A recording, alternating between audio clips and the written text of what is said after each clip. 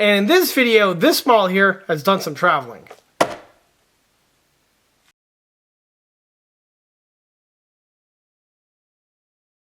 Hey everyone, this is John from EastCoastArmory.com, and I'm here today with a model showcase video for my 1/72nd scale Panzerbefehlswagen 1. Or, as I'm probably going to be pronouncing it quite frequently in this video, a command variant of the German Panzer I. The model that you see here is built for my own personal collection and is not for sale and or purchase. However, as I often mention in these videos, I frequently take on commission build projects from models ranging between 1/35th scale and 1/6th scale.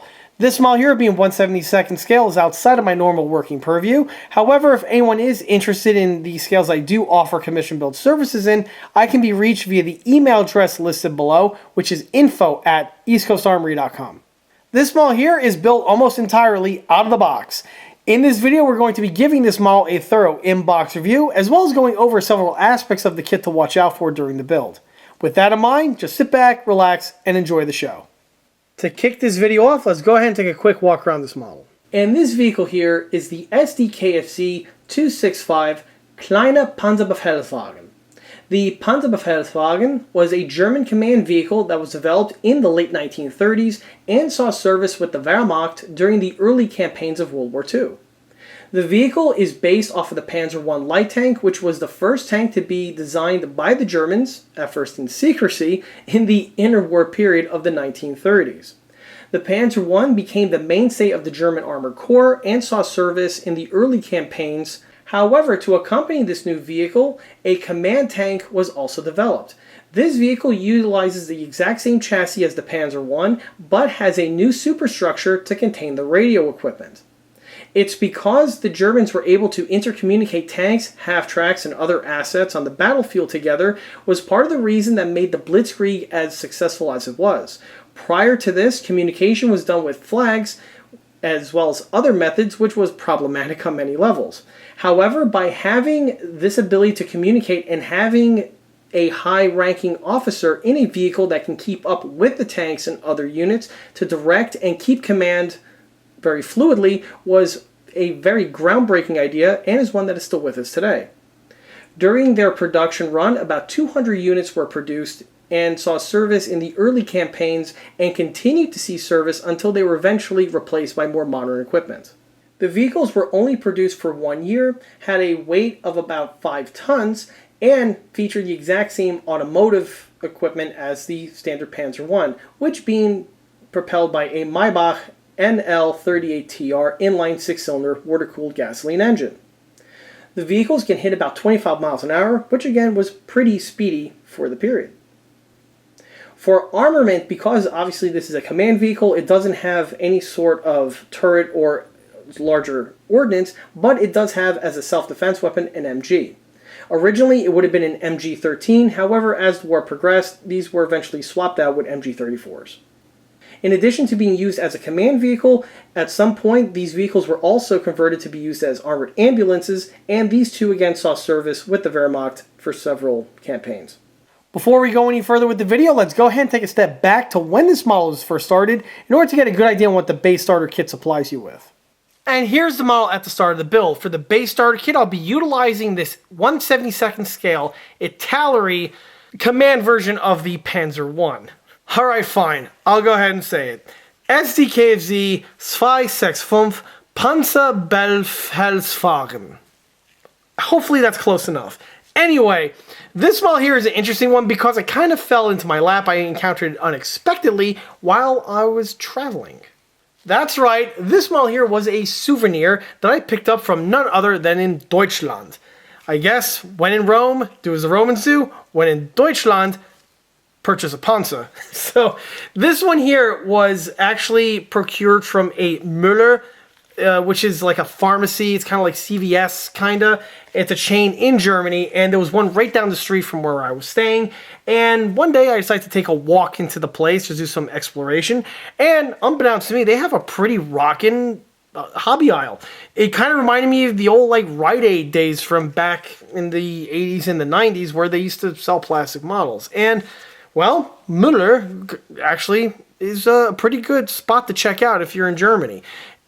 some of the kits that they had, they had an extensive line of the Revell Germany kits, which is not too surprising. Revell Germany kits are very prolific down there for reasons that are obvious, but they also have quite a wide range of Italeri kits as well, and this one here was included. The model here I picked up at the counter. I paid a little over 13 euros for it. So was that roughly about 15 or so US dollars? It's still under 20 bucks, all with the conversion rates and everything. And it just went into my luggage and I brought it home. It's been sitting in my stash now since I brought it home about a year or two ago. And yeah, let's just say it's about time I go ahead and start. It's getting a little bit of dust on the surface. What's interesting about this kit is that it's a bit misleading. This is not Italeri tooling. No. This kit here is an ESCI. And for anyone who's watched my other smaller scale content before, first, of course, my obligatory thank you for that. But you'll know that ESCI produced a wide range of model kits from the 1970s until they went bust in the 1990s. I'll go ahead and throw up a sample picture of the original OG ESCI box art. And the kit stayed in production for quite some time, along with many other of their World War II model kits. However, when ESCI eventually went bust in the 1990s, like I mentioned before, Italeri acquired the molds for a large number of them, this one here included.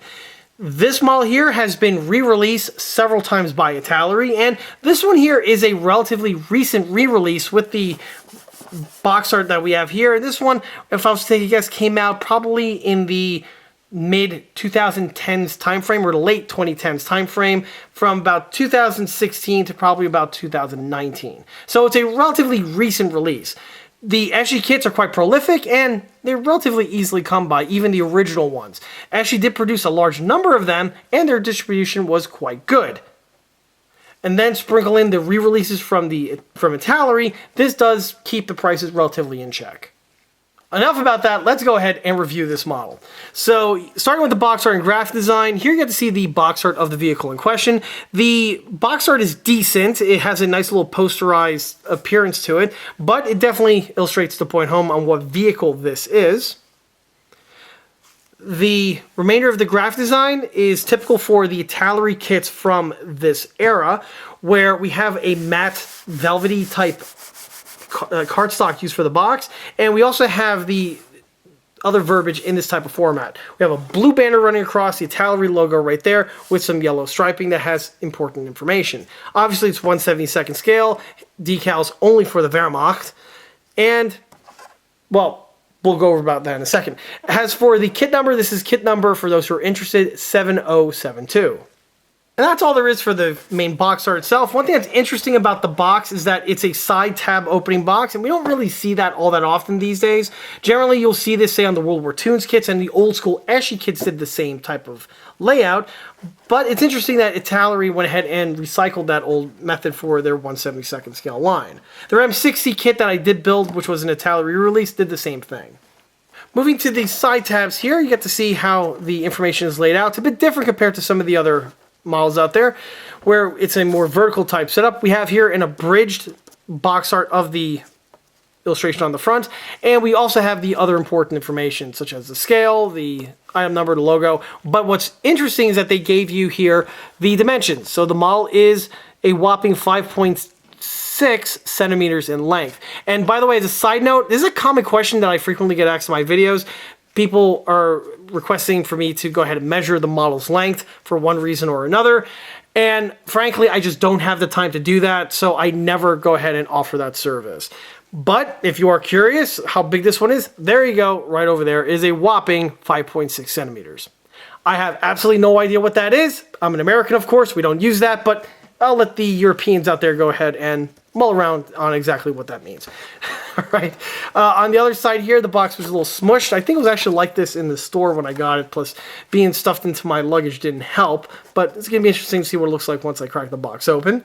Italeri does have a bunch of corporate information here on the side. This one here is just a brief history of the model.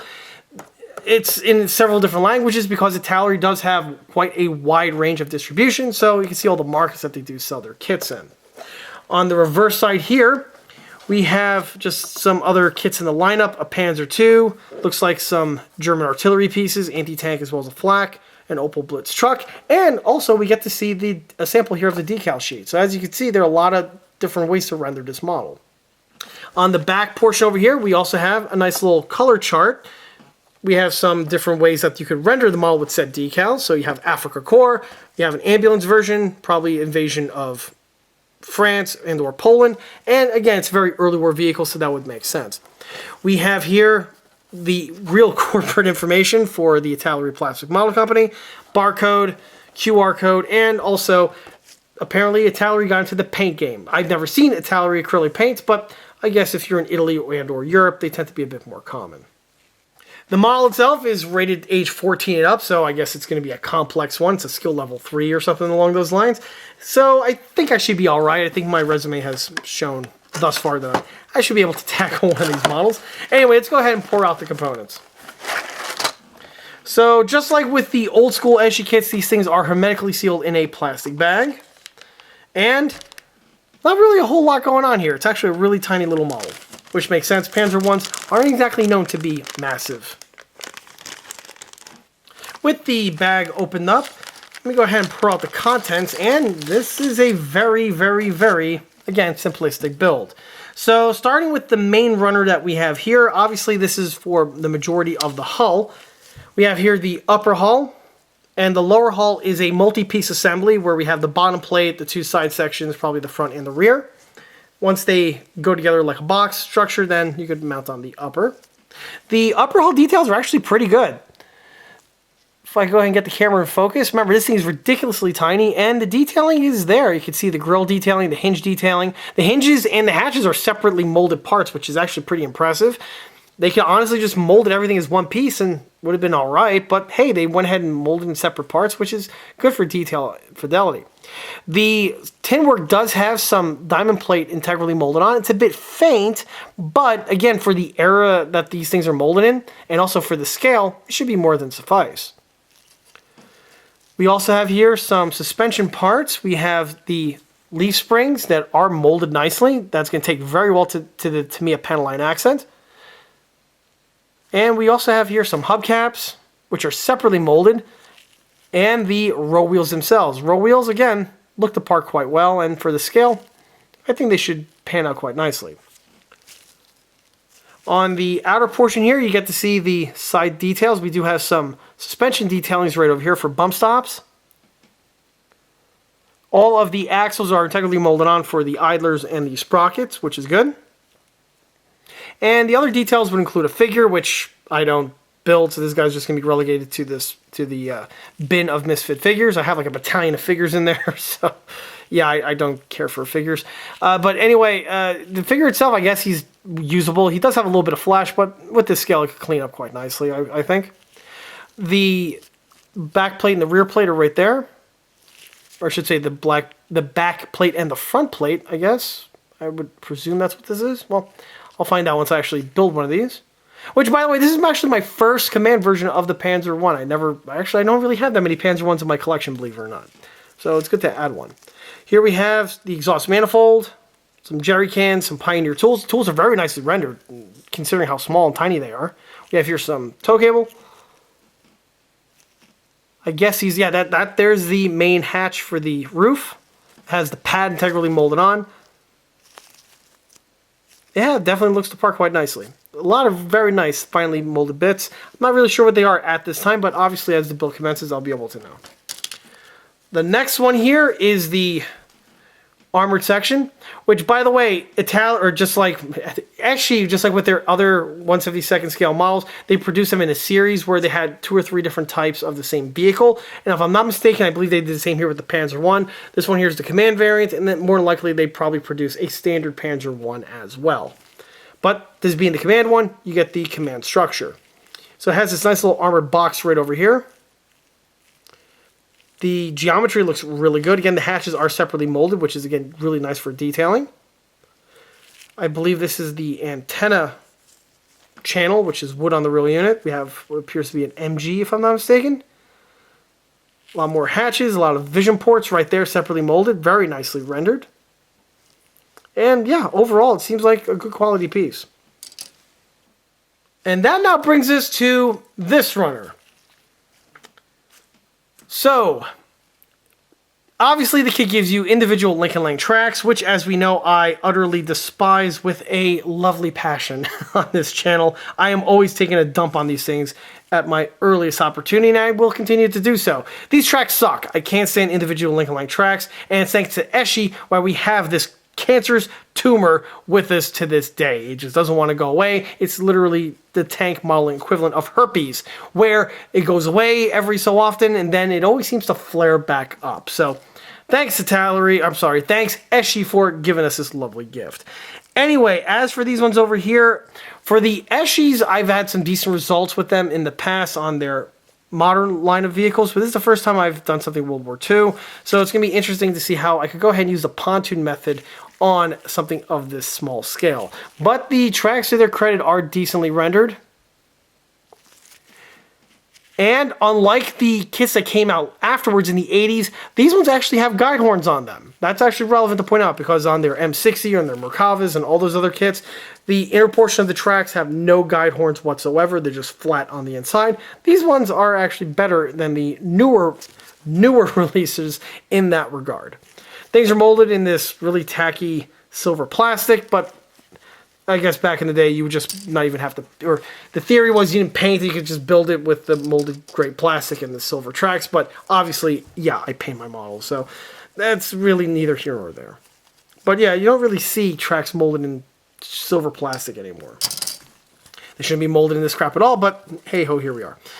And the very last thing on the bottom is the decal sheet. So the model's using modern production water slide decals, and what I've seen with the Italeri decals in the past, they're average at best. They're okay. Sometimes I've had some decent results with them. Sometimes I've had issues with even the varnish.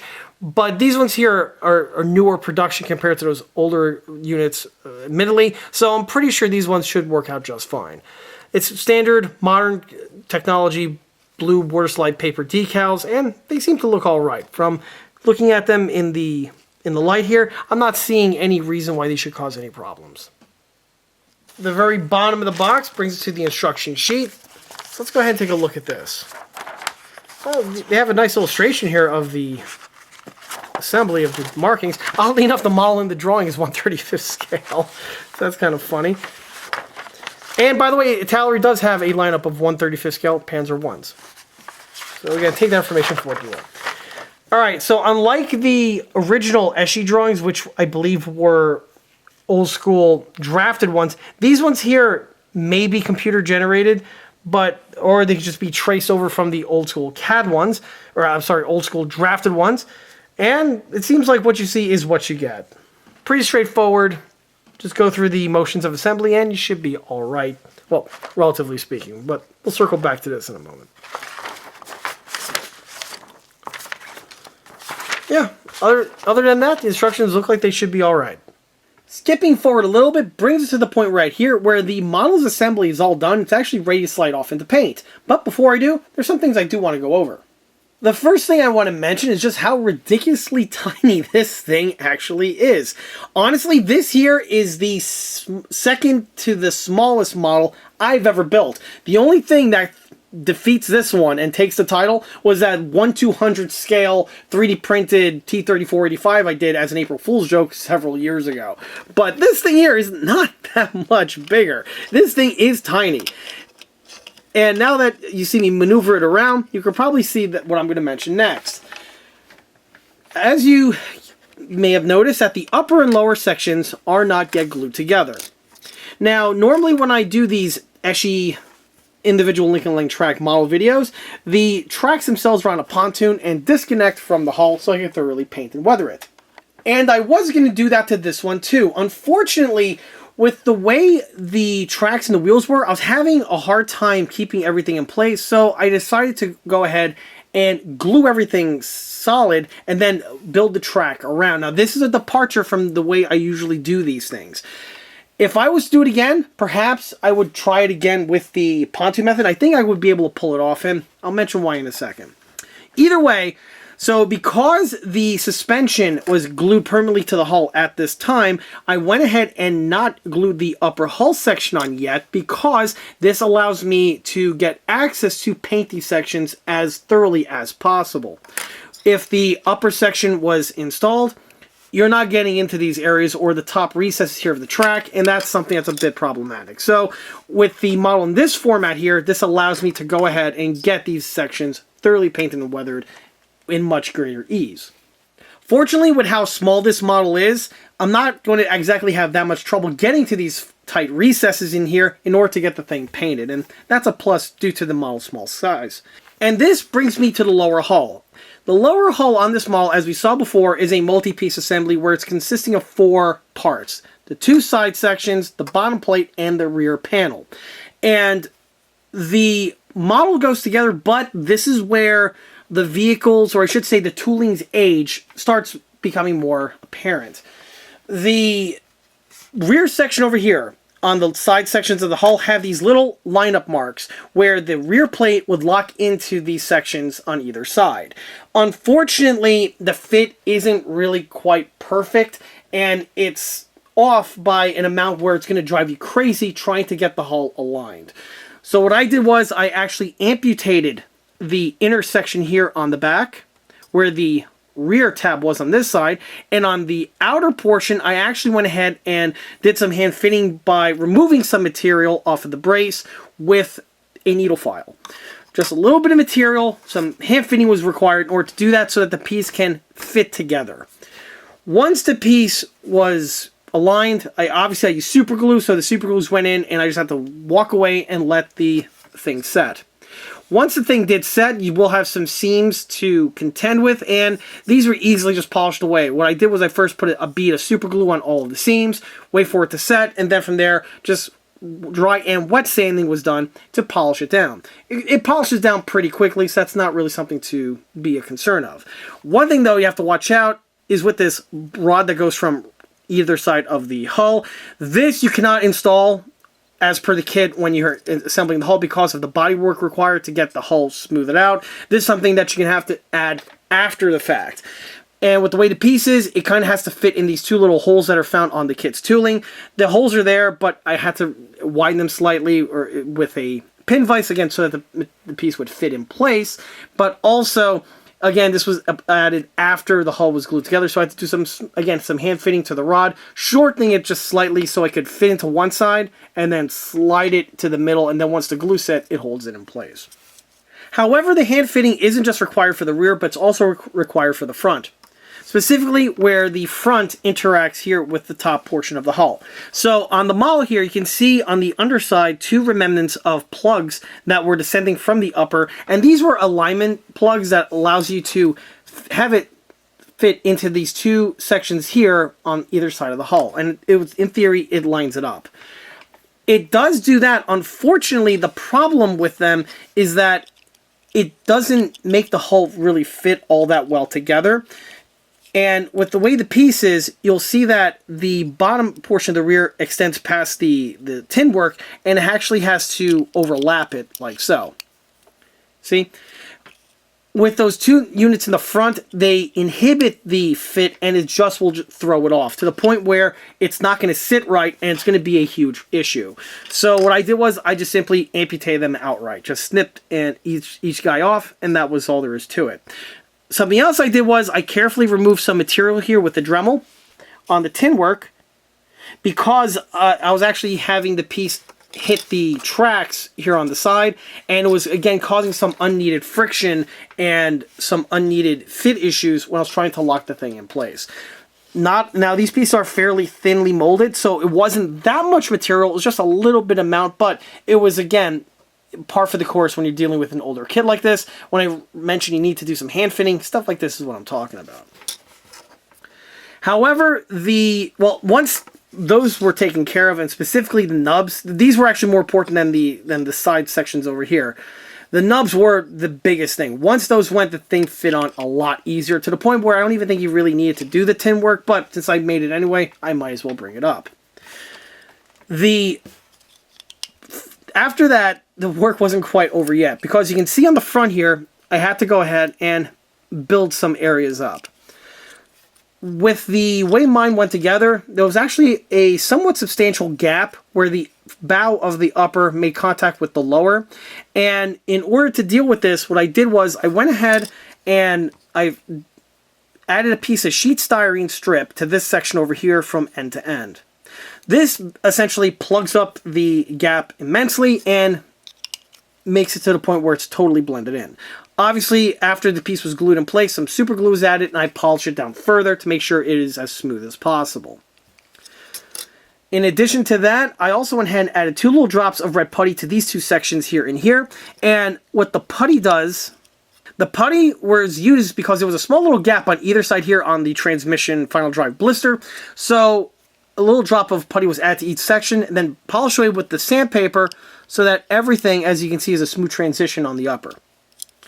In addition to that, because of the gap, I also had to plug up the 2 little holes that we have here molded into the upper, which are used to secure the front toe shackles in place. The toe shackles are going to be obviously used on the model, but they're going to be added at the very end of the build once everything's painted, weathered, and the upper and lower hull get installed permanently. The reason why is because of the shape of them. You cannot add them when the upper and lower hulls are in 2 separate pieces like the way you see it here. I'm going to circle back to that in a second, but in order to take care of this, I went ahead and took 2 little strips of sheet styrene, glued them into the gaps, add a little drop of super glue on the top portions, and then just blend it all in with the sandpaper. Obviously, the locations are going to be placed, or are still going to be used for the tow hooks, but now they're going to be in the correct location. On the tow hooks themselves, you do have to do a slight modification because they are designed to plug into the upper hull. Obviously, you can't do that anymore, so with a needle file, I carefully have to cut away a little notch that's present on the tow hooks where the piece would actually plug in place. This was done with the pieces still on the runner. In fact, let me go ahead and grab this screw right here. It's off camera. And here you can see them now in better light. So on these pieces, there's a little notch found in this little angle section over here, and that is used again to plug it in place. Obviously, you can't do that anymore with this technique, so they were carefully amputated out. This was done with a needle file and with an X-Acto. I carefully did a little cut, and then a needle file is used to blend it in. As for the pieces, they are going to be painted on the runner here because it's easier to paint and weather them in this format as opposed if they're running around loose. You're just asking for the thing to go off to lost party on that, and that's not something that's going to be beneficial. Back to the upper and lower, the reason why this is going to be a little bit difficult is, again, because of the way the model has to be assembled. The way I'm going to go ahead and build and paint this is the model is actually going to go into paint in this format here with the upper separate from the lower for the reasons that I mentioned.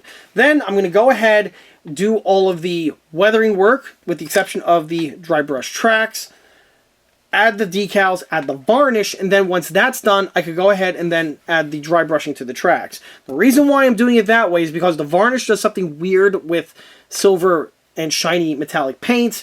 It does what it's supposed to. It dulls it out, but it makes it look a bit different compared to the way it is just in its natural form. So whenever I have to do something like this, it's best to do it where you put the varnish on first, and then you apply the dry brushing after the fact. And it's because of that why after the dry brushing is done, then the upper and lower hulls are kind of carefully get fitted in place. I drop on those 2 hooks, perhaps give it a nice little precision shot of varnish just on these 2 areas, and then that's it. The tank is going to be completed at that point. This is important to mention because I had to carefully do the body work on the section over here with the tracks fitted in place, and also with the upper and lower hulls not yet connected. And this was just a little bit of trial and error. Basically, you assemble it, you dry fit it like this, you add the putty, you see if there's a gap or 2, and then from there, once it's dry, you then go ahead and polish away, and until finally you're at a point where the way you see it here. And as you can see, it actually came out pretty good. It may sound like a lot, but the procedure went by pretty smooth and effortlessly for that matter, and it's just, again, it just comes with the nature when you're working with these older tooling kits. This brings us to the track. So, again, with the older tooling kits being what they are, the one thing about the track is that the sprockets over here had a serious timing issue with the links. This is something that I ran into on another ESCI build, which was on the T62, and if anyone saw that video, I went ahead and had to handle it in the same manner. If you try to line up the track links to the teeth, they're not going to fit right, and the tracks are just going to buckle. And buckling tracks is just an awful appearance, and it's something that just destroys the look of the tank, and frankly, it's one of the bigger problems Lincoln Link has. They have a lot of problems, and that is definitely one of them. So to solve the problem, I did what I did on the T62, where I had to amputate the teeth. Normally, amputating teeth is verboten. You don't want to do that. But in this circumstance over here, it's one that was the only option available. The trick is to only amputate the teeth that are engaging into the track. So you're going to have to be extremely careful, because if you're overzealous, you're going to remove way too many teeth, and it's, again, going to bite you in the ass. It was because of the buckling teeth, which was why I didn't have the tracks a pontoon, and I decided, you know what, let me just glue it all in one place, until I realized, oh, all right, it's a timing issue, and then I went ahead and took care of it. Like I said before, if I was to build another one of these, I think I could probably pull it off with the pontoon trick, but for this one here, I could just work around it. The remainder of the track assembly went by actually fairly effortlessly. This one here went by without any sort of problems.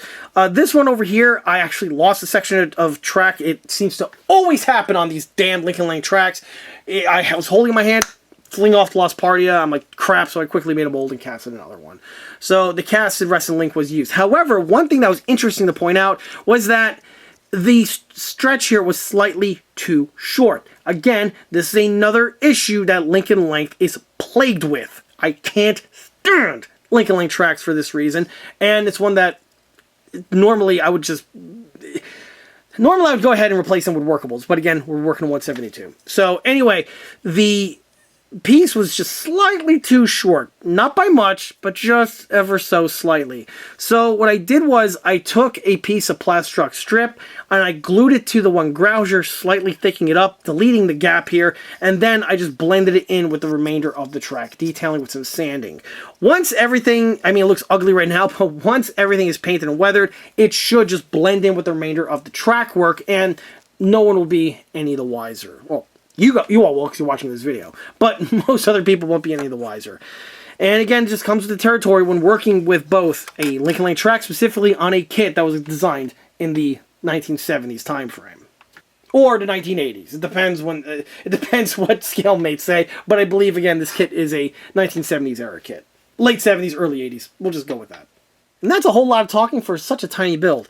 The remainder of the build went by pretty easily for the most part.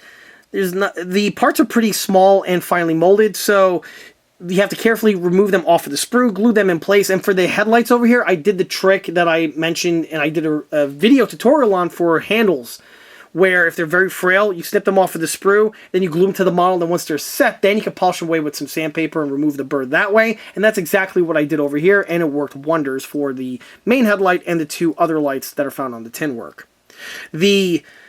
It's not an exhaust, I think it's a breather tube. Right over here, it's a snorkel tube or something. That I drilled out with a small pin vise. I was miraculously able to drill that out, like, dead on.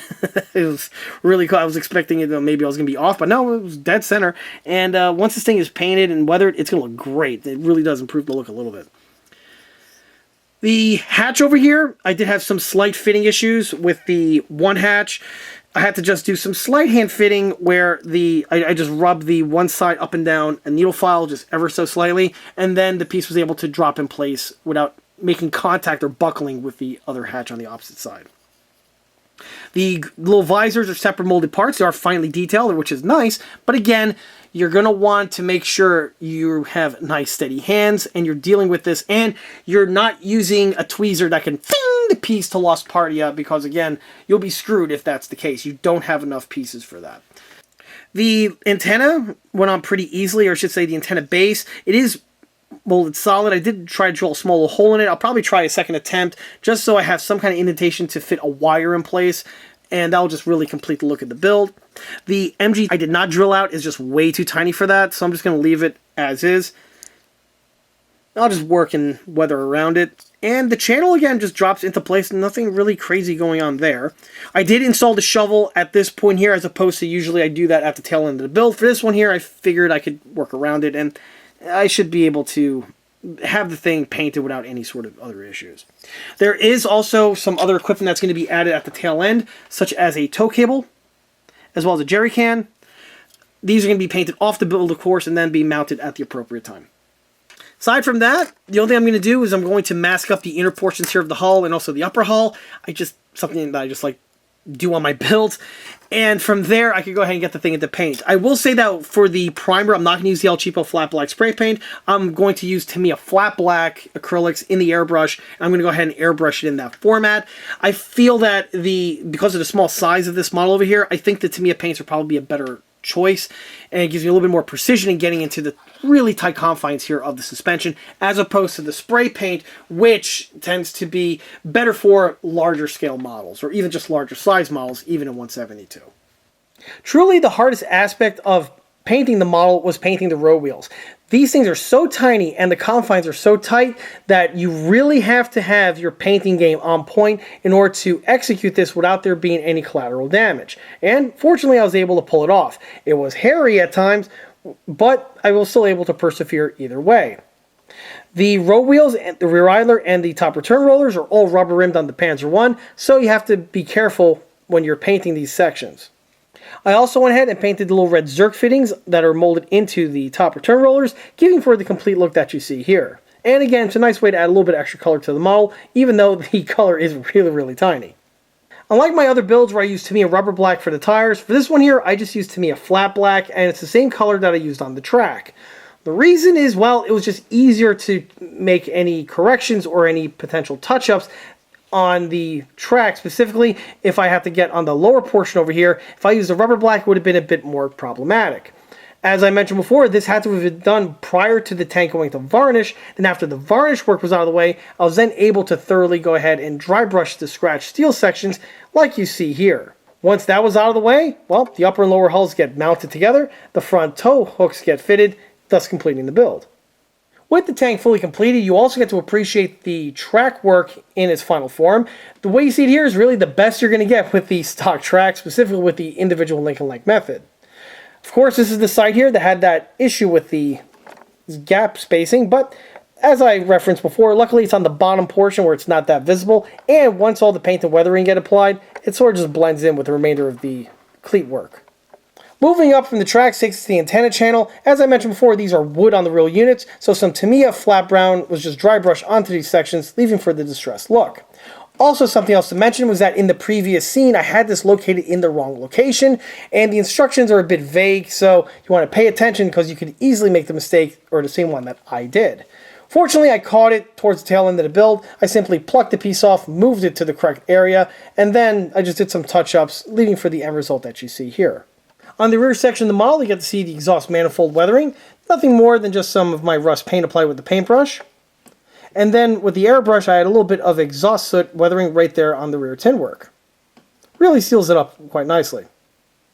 Also, one thing I forgot to mention are the little springs that we have right here on either side of the tin work. These are absent on the stock kit, however the inset is present. So with a small piece of floor wire, I snipped it to shape, glued it to these areas, and due to the small size, it replicates the springs quite nicely, and it's better to have it than to leave it omitted. Moving to the bow area, this area did receive a little bit of work, as I mentioned before, to cover up that large gaping hole, and now with that work all out of the way, you really get to appreciate how much of a change it is compared to the way we saw it earlier. Also on the front section, you get to see the detailing here on the tow cable, simply weathered and painted off the model, and then at the tail end, just dropped into the appropriate location. However, the dry brushing was not done until after the varnish was added, again for the same reasons that I mentioned earlier with the track. Same is also true, by the way, with the headlights. The silver paint is added after the varnish work. Also on the tin work, you get to see the shovel. This was mentioned earlier in the video, but now you get to see what it looks like in its final form.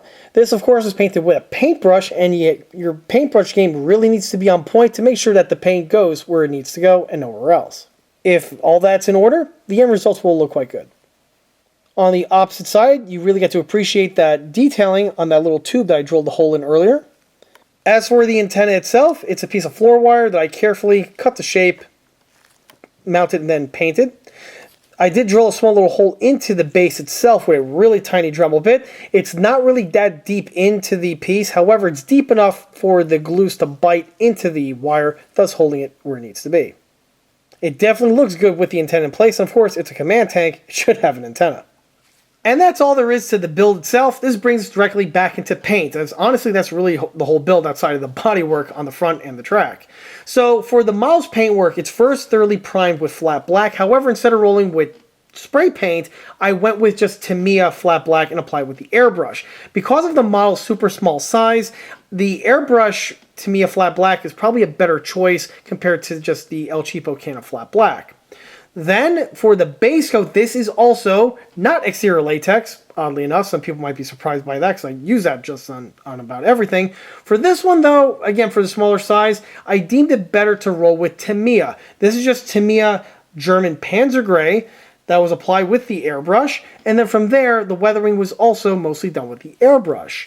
For some fading effects, I used a little bit of flat white. This was gesso that was diluted, applied with the airbrush, and then from there diluted Tamiya flat black was used for the edging and the modulation. Because of how small the model is, I didn't use my standard Paschi airbrush. Instead, I went ahead for the weathering work and used the Neo Eco airbrush. Because of how much smaller that airbrush is, I could get a little bit more precise with the misting as opposed to the Paschi. And it's a good thing I had that one on hand because it actually came in handy with this build over here. For those who don't know, I actually did a review on the Neo Eco airbrush a number of videos back, and it's one that I would check out if you're into looking for a precision airbrush. Anyway, back to this one over here. After the airbrushing work was done, I then carefully did the dry brushing with a very small fan brush in order to get the chipping effects that you generally see on my builds. After the chipping effects were done, the model then received the Tamiya panel line accent, which did a great job in getting and highlighting all of the tiny little areas, like on the hatches, the nooks, the crannies. It does what it really does best. And on a Panzer 1 here, you really appreciate it on that large arm there on the side of the suspension.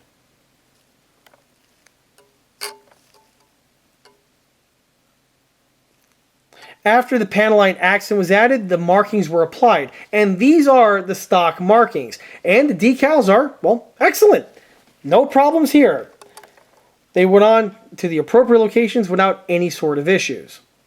The only thing that is noteworthy, however, is with this crossover here, since it straddles the two doors as well as the bottom portion, I went ahead and carefully, with a very sharp X-Acto knife after the decal was mounted, put a little incision on this section over here just to separate the two. This is done so that when the unit is varnished, it doesn't just cover up the seam and actually the seam is still present, because it's one of those locations where a seam would definitely be required.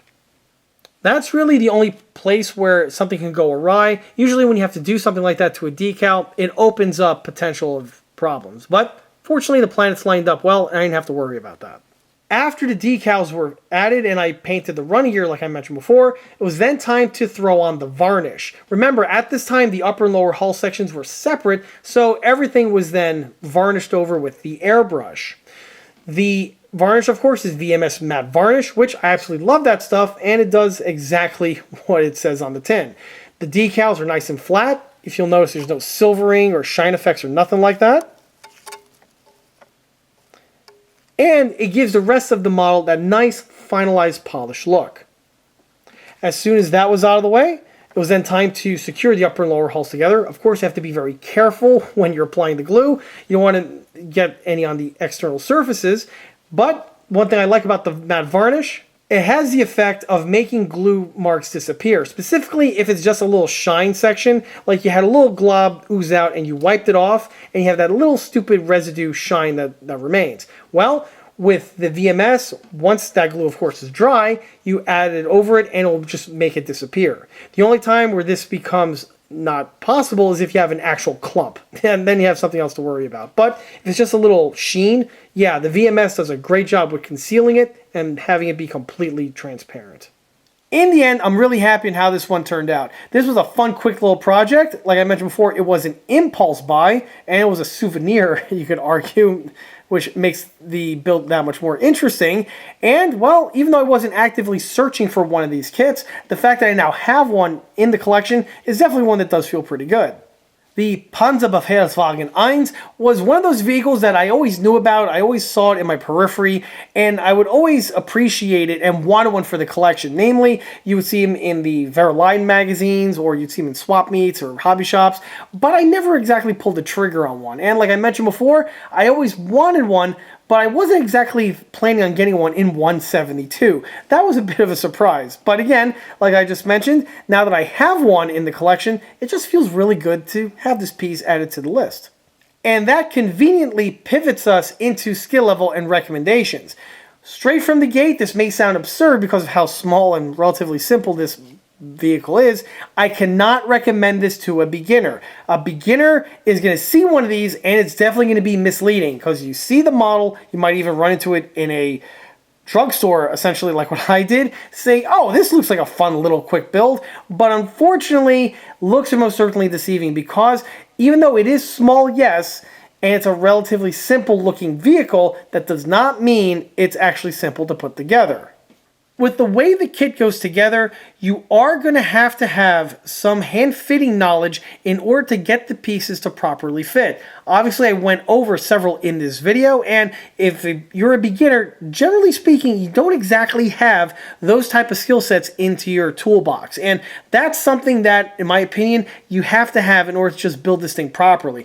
Otherwise, the hull's not going to fit together, it's going to lead to frustration, and that's not even getting to the tracks. The tracks on this one are definitely one a beginner has absolutely no business in even looking at, let alone tackling. Aside from the running gear, some of the smaller fittings on the superstructure, like the hatches, are something that do require a slight bit of hand fitting in order to get the piece to properly fit. And this is something that a beginner may not necessarily, again, have the know-how or the tools even to go ahead and properly undertake. I had to go ahead and carefully hit those hatches over there on the side with some sandpaper just to remove just a finite amount of material so the piece can interlock properly. A beginner may accidentally over sand or sand off center, and then the piece is going to look like the Citibank building in New York. Not exactly something that you want to have happen.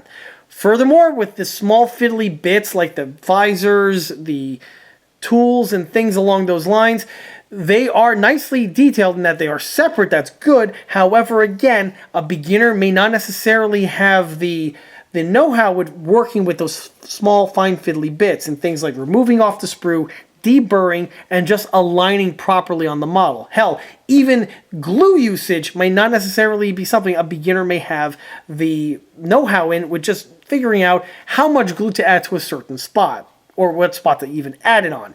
And all of those sound really like duh, but it's one of those things where you kind of have to figure that out as you go along with building these models. That's something that by maybe the 4th or 5th or 6th build, you kind of have a better grasp on it as opposed to jumping in raw without having touched a single model before.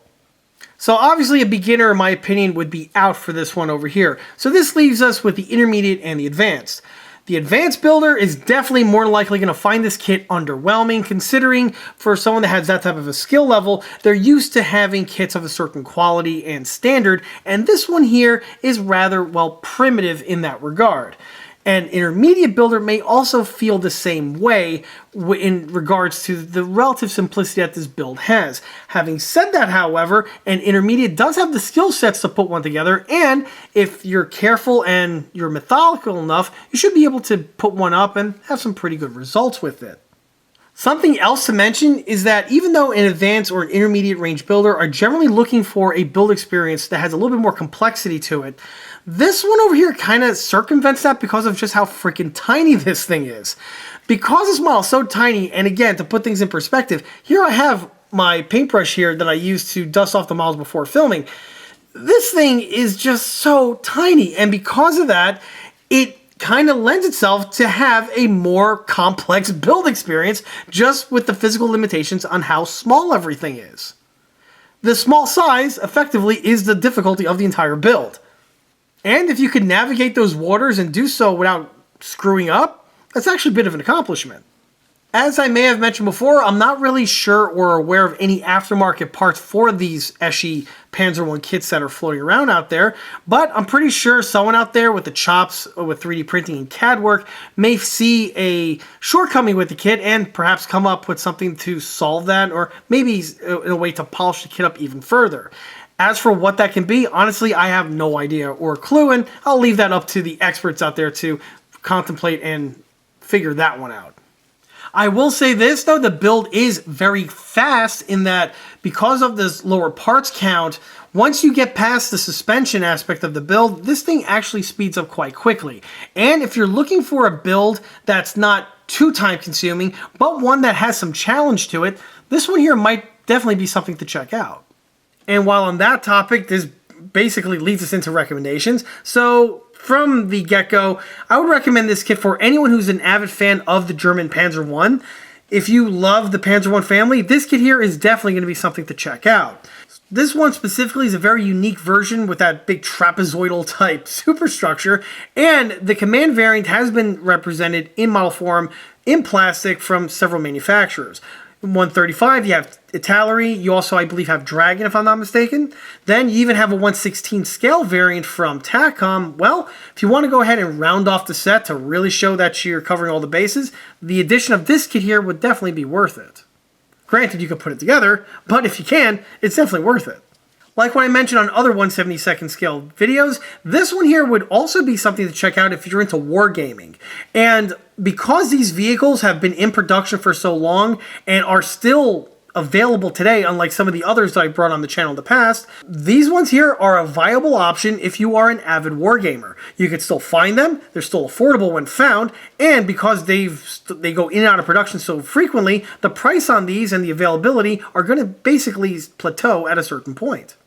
Along similar lines, all of those attributes are just as relevant for someone who's into building and collecting vintage model kits.